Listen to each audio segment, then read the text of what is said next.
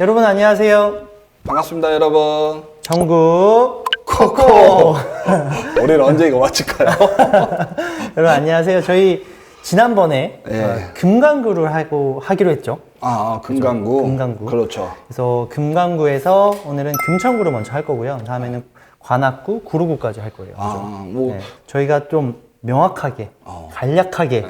또 심플하게, 핵심적으로 네, 그렇게 조금 설명해 보시는 거죠. 네. 부담을 굉장히 처음부터 지금 많이 주고 있어요. 네, 네. 그렇게 한번 진행해 보도록 하겠습니다. 이제 금천구 하면 뭐가 생각나실까요? 저 같은 경우에는 아무래도 그 가산 디지털 그렇죠. 네, 그쪽에 빼곡하게 있는 공장지대 뭐 이쪽이 좀 많이 생각나요. 국가산업단지라고 하게 하죠. 네. 그리고 최초에 이제 국가산업단지였기도 해서 흔히 그냥 G밸리라고 불리기도 하죠. 네. 어떤 게 좀 생각이 나세요? 저는 그냥 그래도 금천구 하면 왠지 서남 쪽에 이제 끝자락? 그래서 우리 흔히 맞아. 최근에도 뭐 8년인가 19년에도 발표를 했지만 간문도시? 맞아요. 서울의 간문도시 네. 12군데권 중에 딱 한 곳이기도 해서 그냥 서울에 좀 외곽에서 서울 쪽으로 잘 들어올 수 있는 딱 지역. 그리고 그 중에서도 고속도로가 좀 잘 되어 있는 지역. 약간 이런 좀 기억이 좀 많이 있죠. 그리고 또 주거지보다는 사실 일자리가 좀 산업지. 그냥 산업이나 이런 것들이 좀 많은 지역이라고 좀 판단이 되네요. 그래요. 맞아요. 금천구는 뭐 최근에 많이 사람들이 노도강 다음으로도 사실 많이 관심을 가졌던 지역이에요. 왜냐하면 그 금천구 지역 자체가 워낙 가격이 좀 저평가되었으니까. 실제로 그런지 우리가 파악해봐야겠죠. 파악해보는 시간을 좀 가져보도록 할 것 같아요. 그럼 일단은 제일 먼저 해야 될 건 또 우리는 입지부터. 그렇죠. 어찌됐든 기본적으로 금천구에 대해서 이해도가 좀 있어야 하니까요. 맞아요. 그래서 금천구에 이해하는 좀 시간을 좀 가져보도록 하죠. 네. 지리 특성상 오른쪽에는 관악구와 관악산이 있어요. 맞아. 그리고 확실히 서울의 간문도시처럼 왼쪽에는 경기의 강명시가 있어요. 광명시. 거의 근접해 있고요. 그 다음에 위로는 우리가 흔히 아는 구로. 네. 그래서 구. 그 다음에 또 좀 가면 이제 영등포가 좀 연계가 좀 되어 있다고 보시면 되고요. 그리고 오른쪽 노도강에 있을 때는 중난청이 있었다면 맞아요. 금천구에는 안양천이 있죠. 네. 안양까지 이어지는 안양천이 있고요. 그 다음에 대표적으로 교통으로는 우리나라의 그래 대표적인 2호선, 7호선 네네. 그리고 이제 가장 오래된 1호선. 1호선이 지나가고 있습니다. 그래서 나름 그래도 교통도 있고 그리고 오른쪽 동서남북으로 주거지가 꽤 괜찮은 곳이 있고 그리고 또 한 가지 특징은 아까 제가 말했던 이 고속도로 교통이 굉장히 잘 돼 있어요. 강남하고 연결되는 내부순환도라고 볼 수 있고요. 이게 제2 경인고속도로로 해서 저기 송도까지 이어지는 곳이고요. 네네. 그 다음에 또 이 노선 자체가 서해안 고속도로죠. 바로 이용할 수 있겠다. 네. 그리고 최근에 이제 이 서해안 고속도로 플러스 이쪽 왼쪽으로 가는 걸 저쪽에 오른쪽으로 가는 걸 동부간선도로로 하면 이쪽은 왼쪽을 서부간선도로라고 해요. 서부간선도로가 지하화돼서 엄청 잘 돼 있죠. 최근에 2,500원 내고 쭉 갔어요? 그렇죠. 네, 네. 막히지 않고 너무 좋던데. 그렇죠. 제가 봤을 때 5,000원 낸다 해도 갈만할 거예요. 맞아요, 근데 맞아요. 다만 매번 출퇴근을 하는 분들한테는 2,500원이 부담이긴 하지만 맞아요. 그래도 이 지하화에서 막히지 않고 간다는 게 참 이점이 좀 큰 것 같습니다. 그래서 어떻게 보면 그 고속도로를 탈 수 있는 요점이 커요. 다만 이쪽에 장난 교통 체중이 장난이 아닙니다. 그치. 네, 출퇴근 시간에서 왜냐하면 다 이를 통해서 이 서울의 서부권 쪽을 올라가려고 서남이나 서문권 쪽으로 가려고 하기 때문에 다 막힐 수밖에 없어요. 그래서 그런 지리적 특징을 가지고 있다. 그래서 의외로 면적은 좀 커 보이지만 막상 생활권은 3개밖에 안 돼요. 맞아. 그래서 우리가 흔히 말하는 이제 가산동. 그 다음에 여기는 독산동. 그 다음에 아래는 시흥동. 그래서 이제 가산동 같은 경우는 많이들 알고 계시는 국가 산업단지가 있죠. 흔히 이제 우리나라 최초의 이제 국가 산업단지고요. 규모가 만만치가 않아요. 엄청 크고요. 그리고 1구역, 2구역, 3구역으로 좀 나눠서 과거에는 섬유, 패션, 유통 이렇게 좀 나눠서 좀 했었는데요. 맞아. 근데 지금은 많이들 제조업 기반의 그 산업단지보다는 지식산업센터가 많죠. 우리가 요즘 지식산업센터를 많이 들어보셨죠? 아파트형 공장이라 해서 약간 제조보다는 약간 IT나 뭐 온라인이나 유통 이런 위주로의 회사들이, 그리고 또 소프트웨어 개발이나 맞아요. 이런 회사들이 좀 많다고 보시면 돼요. 그래서 가산동 이 전체에서 틀어서 거의 지금 구역이 다 거의 국가산업단지예요. 그걸 딱 볼 수 있는 게, 국가산업단지는 어디 들어갈 수 있는지 아시죠? 그쵸. 중공업 지역에 들어와요. 그러면 지적 편집도를 보면 아시겠지만 완전히 다. 여기가 다 중공업 지역에 포함이 되어 있어요. 그래서 이쪽은 다 거의 그런 형태를 많이 띄우고 있다라고 보시면 되고요. 그래서 이제 대표적인 이제 더블 역세권인 7호선과 1호선을 봐야겠죠. 1호로 연결된 가산 디지털 단지역을 봐야겠죠. 이쪽으로는, 왼쪽으로는 다 이게 우리가 흔히 아는 지식산업센터하고 제조업 기반의 일자들이 엄청나죠. 있는 곳이에요. 그냥 우리가 흔히 말하는 일자리 측면에서 굉장히 많이 있는 지역이라고 보면 되고요. 이 사거리가 사실 그 일자리를 주는 중에서 핵심 지역인데, 여기에 또 큰 롯데 아울렛, 그리고 우리가 많이 뭐 자동차 타다 보면 라디오 마리오 아울렛. 그렇죠. 네. 흔히 우리가 아는 마리오 아울렛이 뭐 1간, 2간, 3간으로 이렇게 좀 나눠져 있어요. 그래서 여기는 일자리의 역세권이고 있는 곳이다. 그래서 다 이 지식산업센터 같은 곳들은 다 1층에 보면 다 상가들이 있어요. 그래서 이쪽에 상가들이 굉장히 많이 다 분포되어 있다. 그리고 도로도 굉장히 쾌적하게 됐다. 그래서 위쪽으로 갈수록 뭐 아까 일자리 관련된 쪽이고, 아래쪽으로 좀 내려와야 조금의 주거지 형태를 좀 띄울 수 있는 곳이 있는데요. 거기에 이제 대표적인 현재 보이는 게 아파트가 이제 가산, 두산 위브 아파트예요. 뭐 연식은 뭐 1998년식 3월, 뭐 시세로 따지면 30평대 기준에 뭐 한 8억 5천 정도 하네요. 뭐 우리가 흔히 말했던 노도강에 있는 뭐 이만한 연식의 아파트들하고 가격이 비슷하죠. 비슷하죠. 예. 끝에 끝은 거의 비슷한 것 같아요. 거의 비슷하게 형성이 좀 됐다고 보고요. 네네. 그리고 이 앞쪽에는 좀 상권이 좀 잘 형성이 되어 있긴 한데요. 네. 다만 이쪽이 또 지적도를 보면 중공업 지역 플러스 약간의 상업 지역이 있기 네. 때문에 약간 모텔, 호텔 이런 것들이 조금 있어요. 그래서 그런 측면에서는 좀 아쉽긴 하고, 또 한 가지 아쉬운 측면이 좀 나홀로 단지죠. 뭐 가산동은 사실 주거지 측면에서 바라볼 건 없고요. 네. 그냥 일자리 측면에서 바라보는 게 저는 맞다고 생각이 들어요. 네.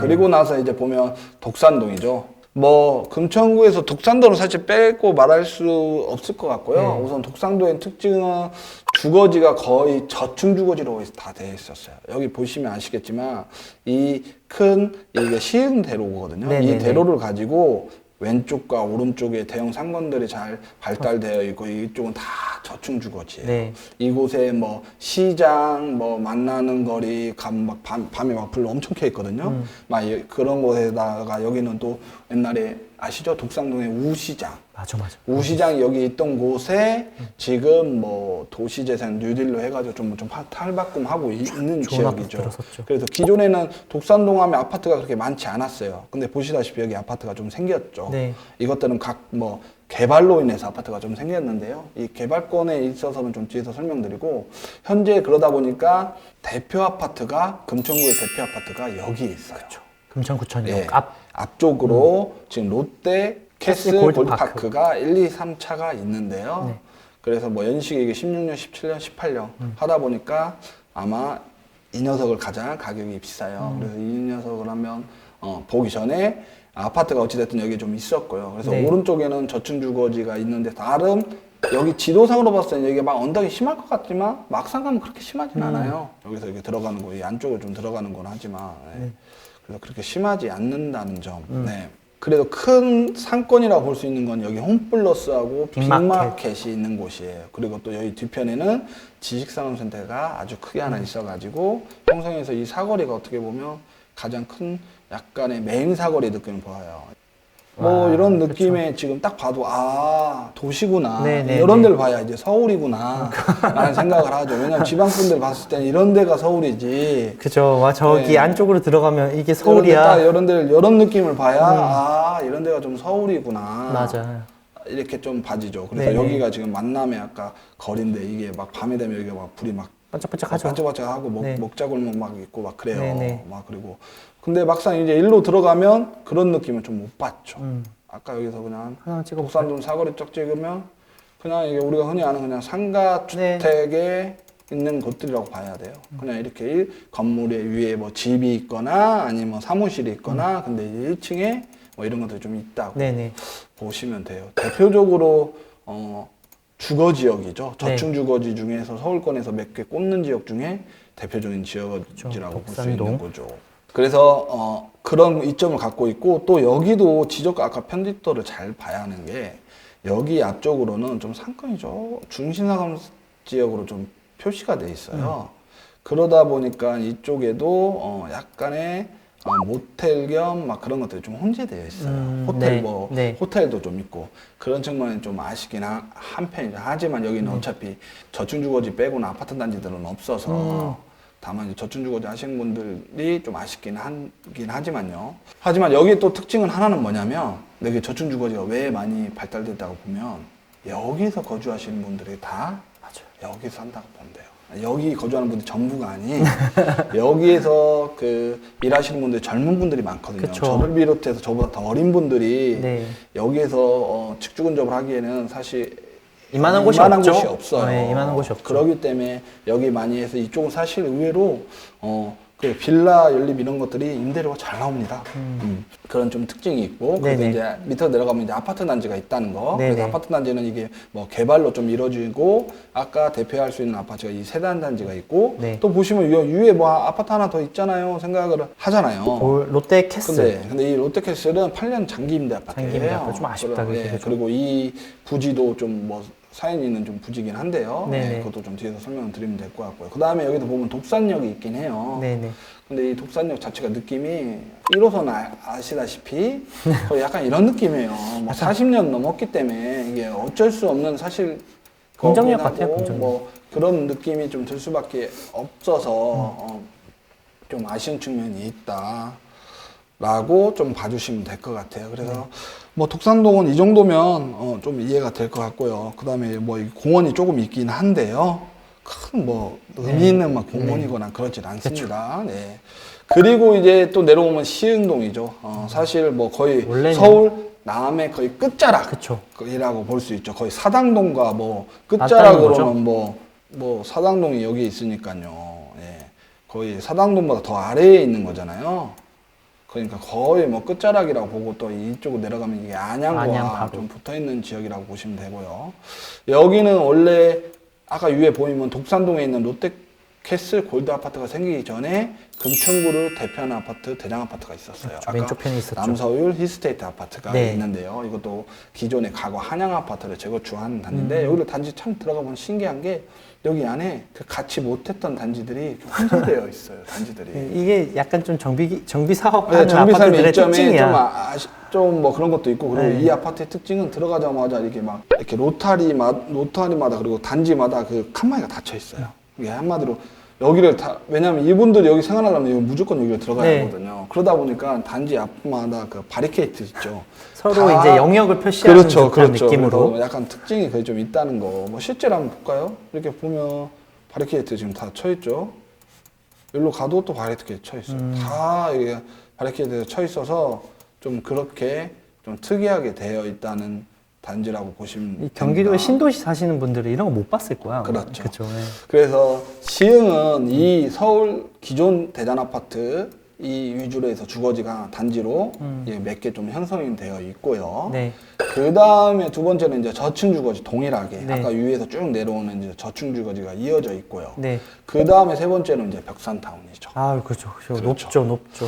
아, 벽산타운은 처음 그 가보신 분들은 아마 임장하신 분은 알 거예요. 뭐 서울에서 몇 개 손가락 안에 드는 사실 언덕이 굉장히 네, 심한 심한 곳이다. 단지죠. 막상 지적도상 그리고 네이버 지도상으로 보면 그렇게 언덕이 뭐 심하지 않아 보일 거라고 하는데 막상 실제로 가보면 이쪽에서 여기 구간까지는 사실 그렇게 심하지 않아요. 근데 여기 가남 우방타운부터 여기까지가 굉장히 심합니다. 경사가 높죠. 네. 벌써 아파트들이 멀리 보이면 네, 위에 지금 위에 있죠. 느낌이죠. 한참 더 올라가면 여기까지도 좀 괜찮은 형태고요. 저 앞에까지 붙어가지고. 네.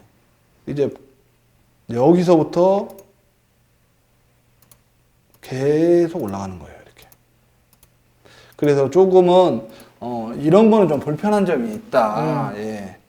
그래서 아마 끝까지 가거든요. 끝까지 가면 관악구 쪽으로 해가지고 나갈 수가 있어요. 네네네.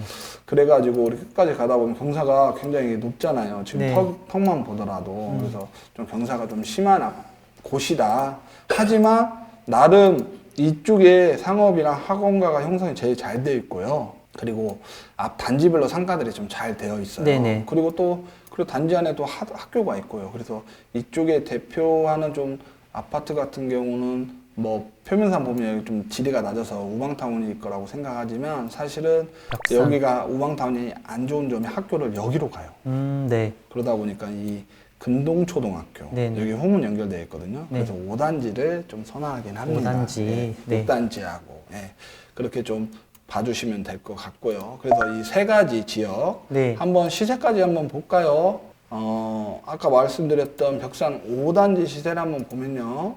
뭐 30평대 기준으로 따져보면 뭐 6억, 7억 7억 정도 하네요. 7억 정도 하죠. 그래서 실제 매물도 한번 보면 높겠지. 뭐 7억 5천 정도 뭐 우리가 아까도 말했지만 노원구하고 했을 때 가격들이 다 비슷비슷하죠. 같은 연식에 이 정도 가격이면 적정하다라고 구축 중에서도 그죠? 볼 수 있어요. 그러고 나서 이제 그래도 대장 아파트인 격을 한번 좀 봐야죠. 남서울 힐스테이트. 남서울 네. 힐스테이트 아까 말씀드린 실거래가를 보면 우리가 예전에 노동원 할 때를 많이 비교했던 단지잖아요. 거의 12억 정도 했었던 그렇죠. 걸로 기억하는데. 그래서 네네. 12억까지 있고 요즘 뭐 시세는 제가 봤을 때는 비슷할 거라고 봐요. 역시 12억에 형성되어 있다라고 보시면 될 것 같고요. 이쪽에 이제 특징은 또 앞에 보면 홈플러스하고 그 다음에 또 기아 자동차하고 또 큐하고 또 있고 이쪽에 또 부지가 좀 있어요. 네. 원래는 대한전선 부지라고 하는 네. 곳인데요. 그래서 좀 여기 같이 혼재되어 있다라고 좀 보시면 될 것 같고요. 이 대로가 상당히 좀 넓어요. 그래서 이 대로를 타고 안양까지 쭉 이어지는 대로거든요. 그래서 이 대로를 타고 쭉 가다 보면 또 여기서 엄청 아까 말했지만 막히는 곳이에요. 광명을 많이 넘어가는 곳이거든요. 그러다 보니까 좀 차 막힘이 있고 그 다음에 또 여기 보면 많은 분들이 이런 게 모르는데 시흥유통상가라고 하는 곳이에요. 이게 그 상업용품 맞아요. 뭐 상업용품이라면 뭐 여러 가지가 있죠. 뭐 제조, 뭐 정밀 뭐 이렇게 해가지고 뭐 여러 가지를 파는 곳인데요. 엄청 커요. 또 내려가면 여기 또 똑같은 철제 상가가 있어요. 네네. 이런 거는 약간 금속 관련 이런 관련 것들. 것들이 여기 좀 유치하고 있습니다. 이게 딱 정리를 할 수 있는 게 첫 번째가 가산이었잖아요. 예. 가산은 국가산업단지가 있는 일자리죠. 예, 그리고 원래는 독산동이 거기는 개발로 인해서 좋아진 곳. 예, 그리고 이제 시흥시는 원래는 좋은 곳이었는데 주거의 핵심이었는데 그렇죠. 원래는 주거의 핵심이었는 핵심이었는데 곳이었죠. 이제 어떻게 보면 독산동한테 그 자리를 좀 넘겨주고 이제 그렇게 돼서 지금 가장 좋은 거는 금천구청역이 있는 롯데캐슬 그쵸, 파크 단지가 그쪽이 좋다는 가장 거. 좋다. 그렇죠. 그래서 그렇게 딱 생각해 주시면 뭐 위에서부터 아래까지 제가 왜 위에서부터 아래까지 순서대로 하는지 이제 이해가 네네네. 가시죠? 예. 그렇게 봐야 될 것 같아요. 그렇죠. 그래서 시흥은 서울의 거의 끝자락에 있고 독산동은 중간 그리고 이제 가산동에 이렇게 이어져 있다라고 보시면 돼요. 그래서 지리는 뭐 엄청 상세하게 설명드릴 수 있겠지만 사실 그러면 시간상 좀 너무 복잡해지죠. 복잡해지다 보니까 그래서 대충 이 정도 이해하면 될 것 같고요. 지금 그러면 아파트 가격은 어느 정도 하는지 좀 알아봐야 될 것 같은데. 그렇죠. 네네. 그래서 우리가 대표적으로 아까 아파트를 갔을 때 단지가 골드파크가 대장이죠. 그래도 대장 아파트 지금 역할을 하고 있는 녀석이니까 정확한 시세를 아까 좀 보긴 봤지만요. 한 번 더 좀 체크해 볼게요. 네. 뭐 36번 기준으로 14억까지 찍었어요. 4억. 그러면 여기에서 보면 15억 정도가 제가 봤을 때는 시세라고 보는데 뭐 한 4천만 원대가 지금 4천만 원. 평당가를 지금 유지하고 있어요. 그럼 거의 옆에 있는 광명 같은 뭐 일직동이라던가 그런 쪽이랑도 비슷할 수도 있겠네요. 그렇죠. 이제 많이들 이제 그렇게 하는데 이제 엄연히 따지면 강명 하양동과 일직동은 사실 급이 좀 차이가 살짝 나죠. 있습니다. 네. 뭐 철산동도 워낙에 좋은 곳이긴 하지만 네. 사실 뭐 가격을 봐도 알겠지만 지금 철산동에 난리가 뭐 나고 있죠. 재건축 위주로 해서 뭐 하는 곳들이 가격들이 보면 주로 철산 센트럴 프로지오를 좀 볼 수 있죠. 네네. 왜냐면 철산역과 가깝고 근데 가격을 보면 15억 정도 하죠. 그러면 어떻게 보면 이 경계를 가지고 여기는 서울, 여기는 웬 경기. 근데 가격이 지금 똑같다는 이점은 저는 이 이점에는 뭐가 있냐면 철산동은 상품성이 조금은 더 뛰어나요. 네, 좋은 연식차이도 아파트가 있고 들어오니까. 그것보다는 더 좋은 게 어찌됐든 택지 개발의 네. 형태가 좀 잘 정비가 되어 있고 네네. 그리고 사실 교통 측면에서 좀 큽니다. 7호선. 7호선. 네. 1호선과 사실 7호선은 비교할 수 있는 노선은 안 되죠. 아니에요. 네. 예. 뭐 1호선이 나쁘다는 개념은 네, 아니지만, 네. 예. 그래서 가격이 이렇게 형성되고 그 다음에 보면 또 아까 말씀하신 일직동은 네. 또 다르죠. 왜냐면 일직동 개념은 굉장히 택지로 개발되면서 약간 교통의 진짜 대중교통의 핵심으로 그냥 다 뭐 넣어버렸죠. 요통지라고 할 수 있는 게 네. 우선 KTX가 있기 하고요. 네. 그다음 우리가 좀 이따 얘기하면 신안산선이 지나가고 그렇고. 그다음 경강선이 지나갑니다. 그쵸. 그렇기 때문에 뭐 서울 뭐 동서남북으로 갈 수 있긴 다 갈 수 하죠. 있죠. 예. 네. 다만 이제 그 강남으로 가는 측면이 그렇게 빠르지는 않아서 그게 좀 아쉽긴 한데 여기에 가격을 한번 보면 36평에 뭐 14억 5천. 거의 아까 전에 철산동이랑 비슷한 수준으로. 그렇죠. 예. 입지적으로 좀 내려와 있는데도 불구하고 이 정도라는 그렇죠. 거죠. 그게 이쪽에는 교통의 이점이 전 있다고 봐요. 그러니까 여기들은 지금 서로 위치상 보면 사실 주고받는 역할을 좀 하죠. 그렇죠. 금천구 입장에선 그러죠. 야, 네가 아무리 교통이 좋고 뛰어나도 하도 난 서울이야. 나는 장난해? 인서울. 나는 인서울이고 니네는 아무리 교통 뛰어나고 택지가 개발하더라고. 니네는 경기도야. 맞아. 약간 이렇게 하지만 또 경기도 입장에서는 거기가 인서울이지만 제일 낙후됐잖아. 낙후된 이런 느낌이 날수 서울이잖아. 있죠. 근데 제가 봤을 때는 비싸다 싸다 이걸 떠나서 그냥 적정한 수준이라고 저는 봐요. 예. 그렇죠. 지금 광명 뭐 그다음에 금천이 비슷한 수준이에요. 그렇죠. 그죠? 뭐 이렇게 볼 수 있고 장단점이 볼 수 있으니까. 있고 그 다음에 이건 인근 지역을 지금 비교한 거고 네. 만약에 금천구에 좀 비슷한 지역 가거나 뭐 지리 특성을 감안하면 어느 지역으로 떠올리면 되냐면 군포를 떠올릴 군포, 수 맞아요. 있죠. 공단이 군포도 공단이 있으면서도 단지들이 형성되어 있기 때문에 군포로 한번 가보죠. 동남 쪽에 있는 이제 중공업 지역이 좀 많은 쪽이죠. 맞아요. 이 안양과 통틀어서 다 이 중공업 지역을 치고 있는 곳이기 때문에. 그리고 또 특징이 1호선이 같이 가잖아요. 그렇기 때문에 사실 뭐 거의 비슷하다고 좀 봐요. 여기서 이제 대표 주자로 할 수 있는 게 아까 금천에 남서울 서울 시스테이트가 있었다면 여기는 하이어스가 있죠. 내면 하이어스. 네. 34평을 기준 한번 볼까요? 보통 34평을 보면 11억 12억 하던데. 뭐 12억. 예. 아까 서울숲, 남서울, 서울숲 힐스테이트 가격 이 정도 했죠. 네. 연식 차이는 한 4년 정도 차이가 나긴 하죠. 남서울 힐스테이트가 4년 정도는 좀 빠르지만. 하지만 뭐 감안하면 군포도 지금 이 가격을 지금 유지하고 있다. 실제 군포가 예. 지금 이런데. 예. 그래서 뭐 금천도 사실 그 정도 가격 하는 게 뭐 적당하다. 예. 그게 지금 정상적인 가격이다라고 좀 인정을 할 필요가 저희가 누차 얘기하지만 이게 무조건 저평가 됐다고 얘기하는 거 아니에요. 그렇죠. 차고 관점의 하시면 차이죠. 네, 관점의 차이. 이제는 이 정도 가격은 인정을 해줘야 한다고 딱 받아들이는 자세가 좀 필요해요. 아마 구독자분들이 그냥 독산 쪽, 특히 이제 금천구 쪽만 볼 때에는 광명이랑 네. 15 비싼 거 아니야라고 생각했는데 군포 딱 보는 순간 네. 인정해야 되는 거죠. 그렇죠. 다만 이제 뭐 군포는 뭐 주택시 뭐 영향이 그죠. 좀 그런 있긴 것도 하지만 있지만, 그래도 어찌됐든 서울에 있는 금천구도 네. 나름 역할을 좀 하는 곳이기 때문에 충분히 그 정도는 좀 이해해야 한다고 볼 것 같아요. 그래서 나머지 단지들은 사실 고만고만합니다. 자, 이랬을 때 그러면 금천구가 그래요 가격은 이제 알겠어요. 그럼 많은 분들이 이렇게 생각하잖아요. 그럼 금천구가 과연 앞으로도 괜찮을까요? 좋을까요? 미래가 어떨까요? 그렇게 지금 얘기를 많이 하죠.